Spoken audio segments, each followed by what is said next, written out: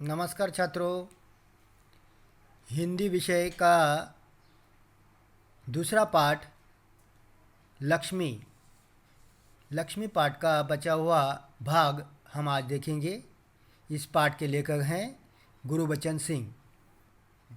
दोपहर बाद जब करामत अली ड्यूटी से लौटा और नहा धोकर कुछ नाश्ते के लिए बैठा तो रमजानी उसे बोली, मेरी मानो तो इसे बेच दो।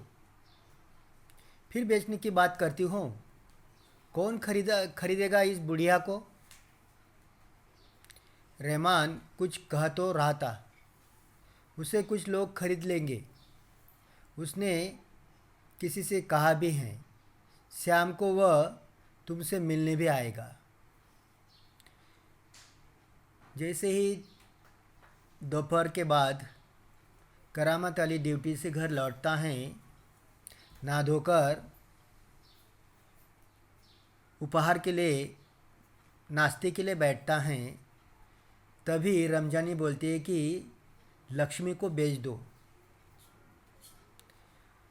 करामत अली गुस्से में बोलने लग जाते हैं कि फिर बेचने की बात करती हूँ, कौन खरीदेगा इस बुढ़िया को।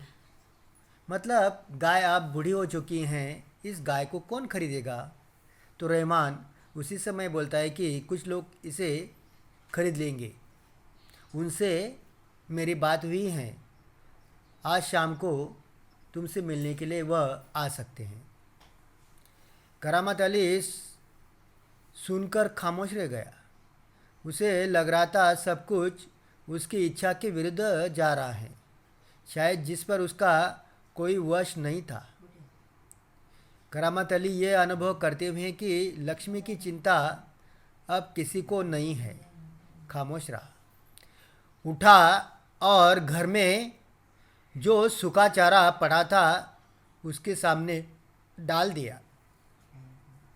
तो करामत अली रहमान की बात सुनकर खामोश हो जाते हैं, बिल्कुल चुपचाप बैठ जाते हैं और उन्हें लगता है कि ये सब कुछ उनके इच्छा के विरुद्ध हो रहा है, शायद आप उनके वश में नहीं हैं।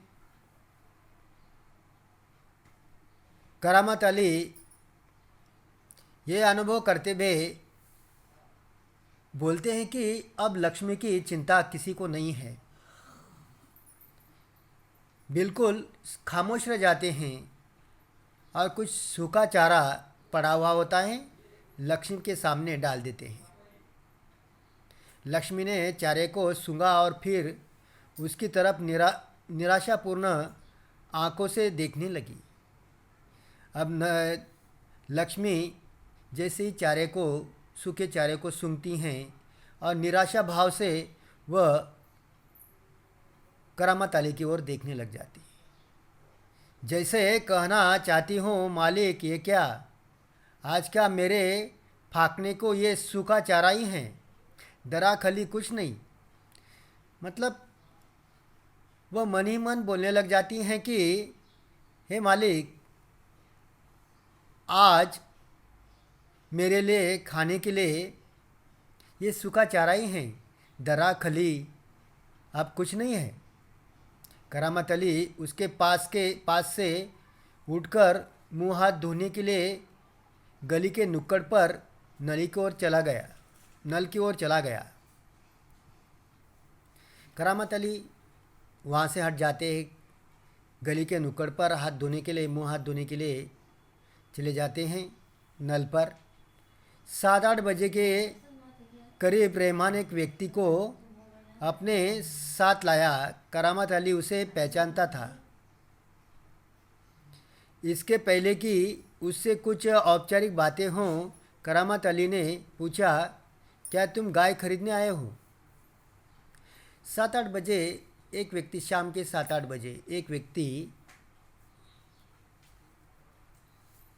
आते हैं और जैसे ही आते हैं करामत अली उस व्यक्ति को पहचानते हैं। इसके पहले ही कि उसके साथ कोई औपचारिक बात हो, करामत अली उनसे पूछते हैं कि क्या गाय खरीदने के लिए आए हो। उसने जवाब में कहा, हाँ, बूढ़ी गाय है, दूध वूध नहीं देती, तो क्या हुआ, तुम इसे लेकर क्या करोगे? मैं कहीं और बेच दूंगा। ये तुम्हारा पुराना धंधा है, मैं जानता हूँ, मुझे तुम्हें गाय नहीं बेचनी। करामत मियाँ ने उसे कोरा जवाब दे दिया। जैसे ही वह इंसान गाय खरीदने के लिए आता है तो उससे सवाल करते हैं करामत अली कि तुम गाय खरीदने के लिए आए हो? वह इंसान बोलता है, हाँ, गाय खरीदने के लिए आया हूँ। बूढ़ी गाय हैं, दूध नहीं देती हैं। तो वह इंसान बोलता है, क्या हुआ, मैं उसे खरीद लूँगा। तो करामत अली बोलते कि ये तुम्हारा पुराना धंधा है, मैं जानता हूँ, मुझे ये गाय नहीं बेचनी है। करामत अली उस इंसान को कोरा जवाब दे देते, मतलब बिल्कुल साफ साफ बता देते हैं। रमजानी करामत के चेहरे के भाव भापती हुई बोली, क्या ये भी कोई तरीका है? आने वाले को खड़े खड़े दुत्कार कर भगा दो। रमजानी करामत अली को बोलती हैं कि ये भी कोई बात है कि कोई इंसान हमारे घर आता है और उसे हम यूं ही खड़े खड़े दुत्कार कर भगा देते। दुत्कारना मतलब तिरस्कार करना।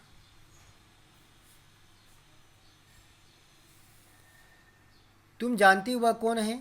करामत अली ने कटु स्वर में कहा। वह लक्ष्मी को ले जाकर वह बेच आएगा जहाँ ये टुकड़े टुकड़े होकर बिक जाएगी। मतलब ये कसाई हैं, ये जहाँ बेचेगा कसाई को बेचकर आएगा और इसे काटकर लोगों को इसका मांस बेच दिया जाएगा।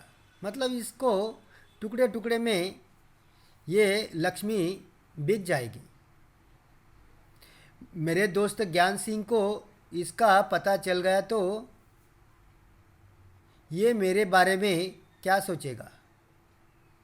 तो बिल्कुल सही बात बताई करामत अली ने कि अगर ये बात ज्ञान सिंह को पता चल गई, क्योंकि ज्ञान सिंह ने अपने मित्र करामत अली को ये मुफ्त में दी थी लक्ष्मी को, और अगर लक्ष्मी को किसी कसाई को बेच दिया जाए तो करामत अली को लगता है कि मित्र ज्ञान सिंह नाराज़ हो सकते हैं। उस दिन करामत अली बिना कुछ खाए पिए रात को बिना बिस्तर की चारपाई पर पड़ा रहा। नींद उसकी आंखों से कोसों दूर थी।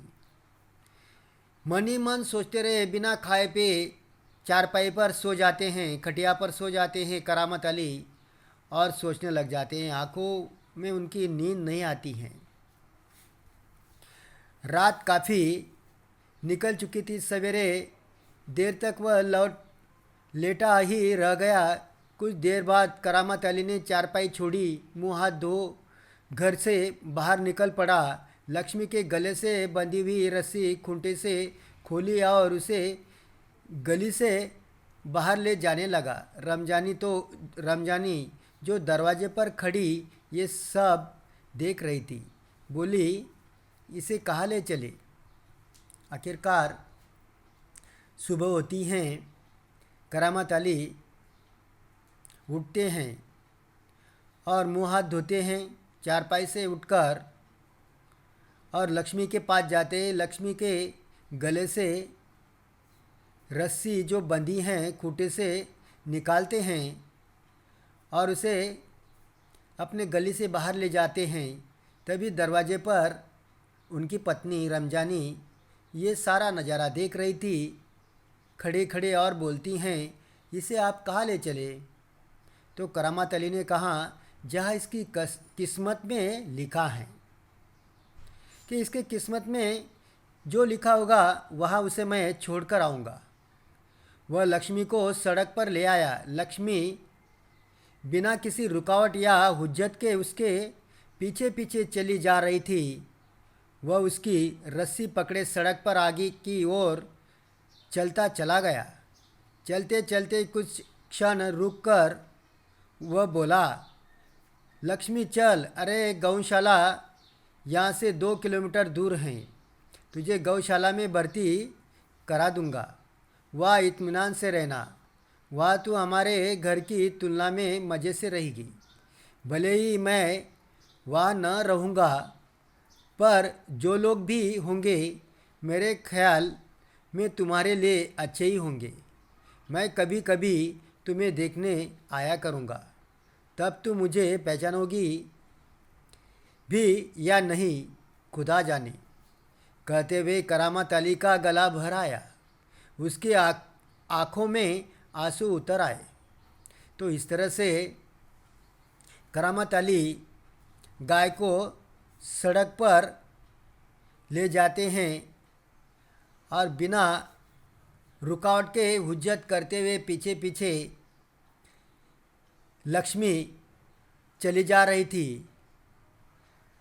और जैसे ही आगे चलती है, करामत अली मन ही मन गाय को बोलते हैं, लक्ष्मी को बोलते हैं कि चल, जहाँ तेरी किस्मत होगी वहाँ मैं तुझे छोड़ाऊँगा। गौशाला यहाँ से, गौशाला मतलब जहाँ गाय भैंसों को पाला जाता है, और वह 2 किलोमीटर की दूरी पर हैं। वहाँ तुझे भर्ती कर दूँगा, वहाँ आराम से रहना, और हमारे घर की तुलना में तू वहाँ मौज करेगी। जब तक वहाँ जी भरे तेरा तू रहना वहाँ पर, बीच बीच में मैं तुझे मिलने ज़रूर आऊँगा। ये कहकर करामत अली का गला भर आता है। गला भर आना मतलब रोने जैसी सूरत हो जाना, आँखों से आंसू उतर जाना मतलब रोने लग जाना। चल लक्ष्मी चल, जल्दी जल्दी पैर बढ़ा। और वह खुद किसी थके मांदे बूढ़े बैल की तरह भारी कदमों से आगे बढ़ने लगा। तो इस तरह से करामत अली लक्ष्मी को बोलते हैं कि चल लक्ष्मी चल, जल्दी जल्दी अपने पैर बढ़ा। परंतु खुद करामत अली थके मांदे बूढ़े पैरों से आगे आगे वह बढ़ते हैं और दूर कहीं लक्ष्मी को ले जाते हैं। इस तरह से लक्ष्मी, ये पाठ जो हैं एक गाय पर आधारित पाठ हैं, और इस पाठ का विवरण हमने पूरी तरह से देखा है। या ये पाठ यहाँ पर ख़त्म हो गया है। अगला पाठ जो है हम आगे देखेंगे। तब तक के लिए धन्यवाद।